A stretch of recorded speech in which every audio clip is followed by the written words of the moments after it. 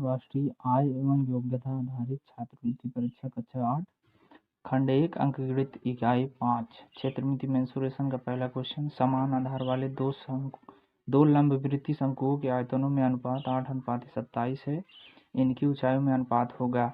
Option दिया हुआ 27:8, 2:3, 8:27 और 3:2, 3:2।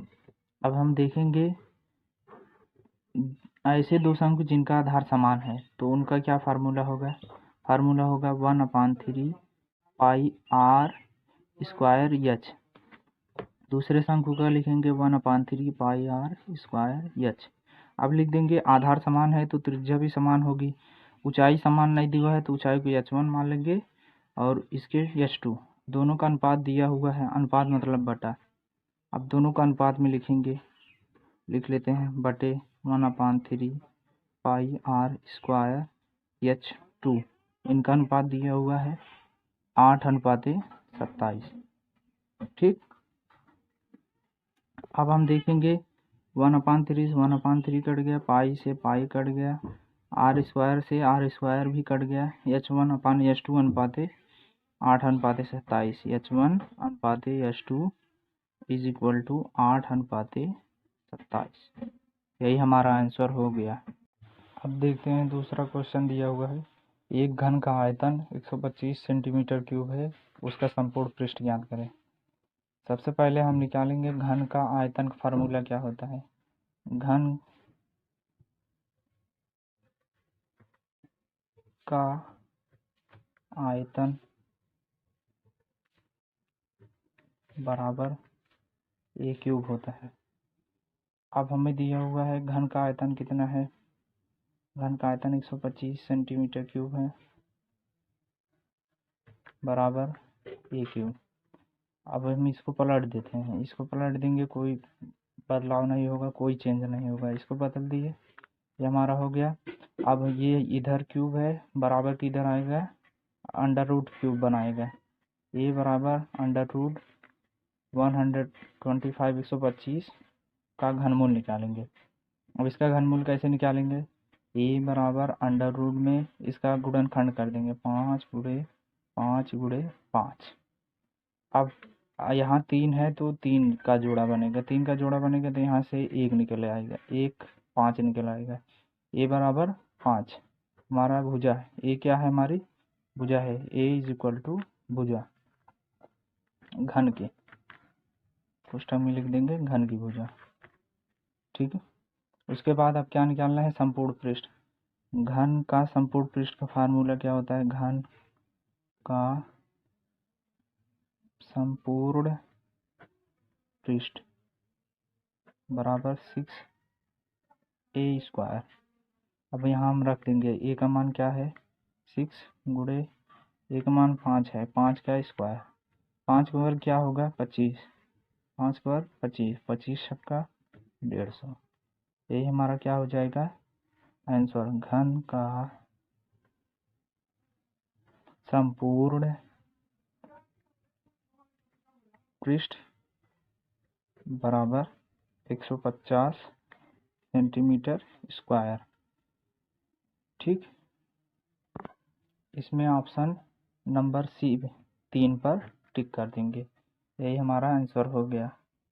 अब चलते हैं नेक्स्ट क्वेश्चन पर। क्वेश्चन नंबर 3 क्वेश्चन है 18 सेंटीमीटर लंबे तथा 12 सेंटीमीटर चौड़े एक आयताकार कागज से 3 सेंटीमीटर त्रिज्या वाले काटे जा सकने वाले वृत्तों की संख्या होगी।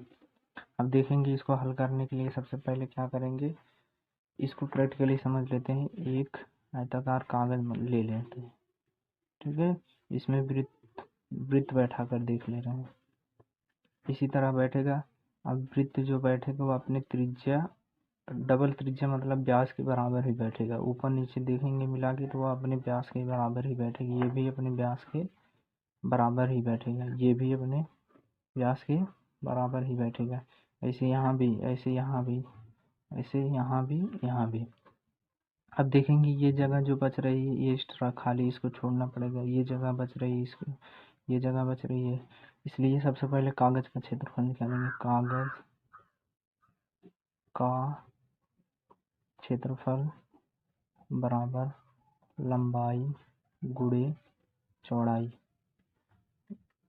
लंबाई 18 सेंटीमीटर, चौड़ाई 12 सेंटीमीटर। इसको ऐसे ही रहने देंगे क्योंकि ये जो वृत्त बैठेंगे ये लंबाई और चौड़ाई के बीच में ही बैठेंगे, इसलिए ये वृत्तों का इनमें वृत्त के व्यास का इनमें भाग देना पड़ेगा। जैसे इसकी त्रिज्या दिया हुआ है, त्रिज्या बराबर 3 सेंटीमीटर दिया हुआ है, तो व्यास क्या हो जाएगा, व्यास बराबर 2r, 2 गुणे त्रिज्या 6 सेंटीमीटर।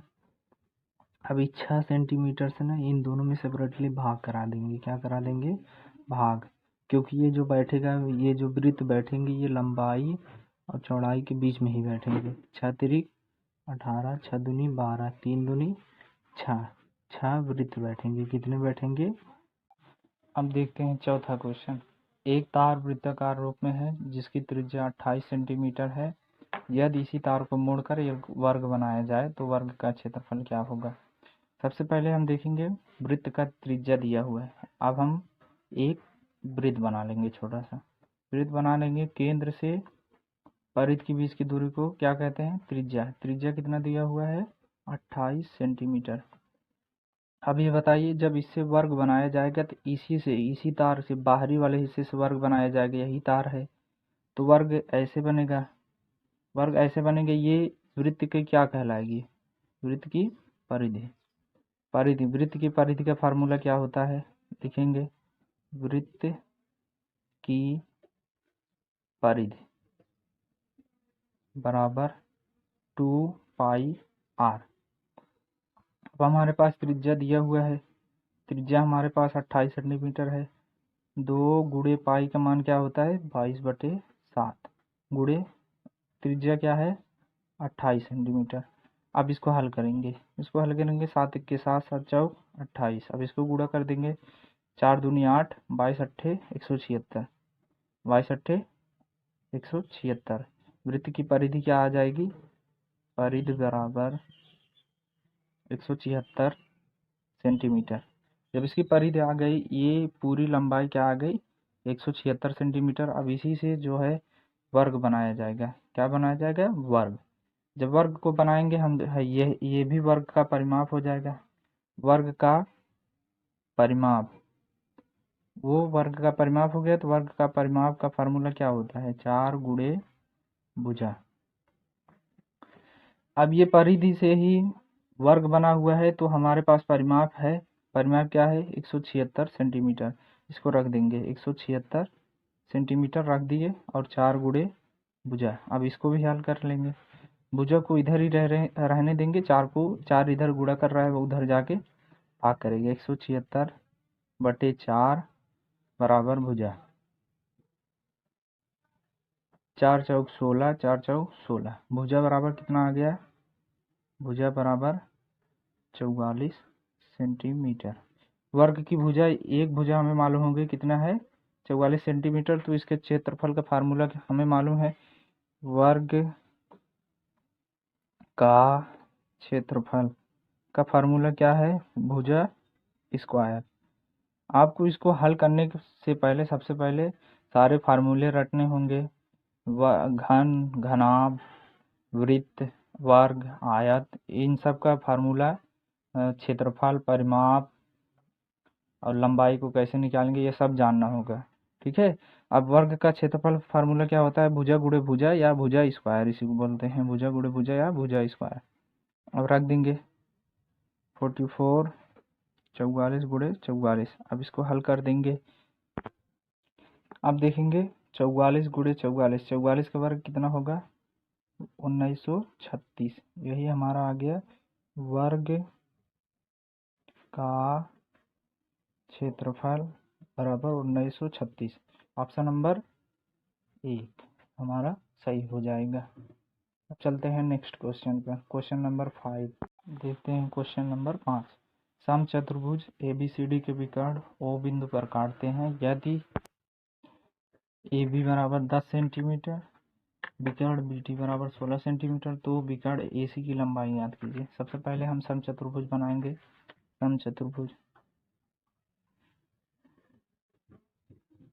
समचतुर्भुज क्या होता है? जिसकी चारों भुजाएं आपस में बराबर होती हैं। समचतुर्भुज की प्रॉपर्टी के बारे में आप सबको जानना होगा। जिसकी चारों भुजाएं बराबर होती हैं, विकर्ण समद्विभाजित करते हैं, मतलब विकर्ण समद्विभाजित करते हैं। विकर्ण ओ बिंदु पर काटते हैं, ओ पर। विकर्ण समद्विभाजित करने से मतलब ये है कि ओ इसका नामकरण कर दें, ए बी सी डी। अब ए बी बराबर कितना दिया हुआ है? 10 सेंटीमीटर। 10 सेंटीमीटर। विकर्ण बी डी बराबर 16 सेंटीमीटर। ये पूरा लंबाई कितना है? 16 सेंटीमीटर। इसको लिख दे रहे हैं बाहर, 16 सेंटीमीटर। अभी हमने बताया कि विकर्ण समद्विभाजित करते हैं, मतलब ये दो बराबर भागों में विभाजित करेंगे। या अगर ये 16 है तो इसको दो बराबर भागों में कितना हो जाएगा? एक भाग 8 हो जाएगा, एक भाग 8 हो जाएगा। और विकर्ण जहाँ काटते हैं वहाँ 90 डिग्री का कोण बनता है। क्या बनता है? 90 डिग्री का कोण। तब त्रिभुज ए ओ बी समकोण त्रिभुज है। कौन सा? समकोण त्रिभुज है। समकोण त्रिभुज में हम जानते हैं कर्ण का वर्ग बराबर आधार का वर्ग प्लस लंब का वर्ग होता है। अब इसमें कर्ण क्या है? कर्ण ए बी है। ए बी का वर्ग बराबर आधार क्या है? आधार ओ बी है। आधार का वर्ग प्लस, अब लंब हमें नहीं मालूम है, ओ ए क्या है? ओ ए उसको कर देंगे। अब इसका हम मान रख देंगे। ए बी बराबर कितना दिया हुआ है? 10। 10 का वर्ग बराबर ओ बी बराबर कितना दिया हुआ है? 8 का वर्ग प्लस ओ ए निकालना है हमें, ओ ए का वर्ग। अब ये इधर प्लस इधर आएगा, माइनस हो जाएगा, ये इधर ही जाएगा। 10 का वर्ग कितना हो जाएगा? 100। और ये इधर प्लस इधर आ जाएगा, माइनस। 8 का वर्ग कितना हो जाएगा? 64 बराबर ओ ए का स्क्वायर। अब घटाएंगे यहाँ से कितना आएगा? 36 बराबर ओ ए का स्क्वायर। अब ये इधर वर्ग है, इधर आएगा, अंडर रूट कर देगा, ओ ए बराबर अंडर रूट में 36। अब इसका हम 36 कितने का वर्ग है इसको देखेंगे। 36 6 का वर्ग है। इसको करने में 6 गुणे 6। अब यहाँ से एक 6 निकल जाएगा। ओ ए बराबर 6 सेंटीमीटर। अभी यहाँ तक आया है, यहाँ तक ओ ए बराबर 6 सेंटीमीटर। जब विकर्ण समद्विभाजित करता है तो ओसी बराबर भी 6 सेंटीमीटर हो जाएगा। तो विकर्ण एसी की लंबाई पूछा है, तो ये 6 दोनों मिला कितना हो जाएगा? विकर्ण AC बराबर 6 + 6 कितना हो जाएगा? 12 सेंटीमीटर। यही हो गया हमारा आंसर। अब चलते हैं नेक्स्ट क्वेश्चन पर।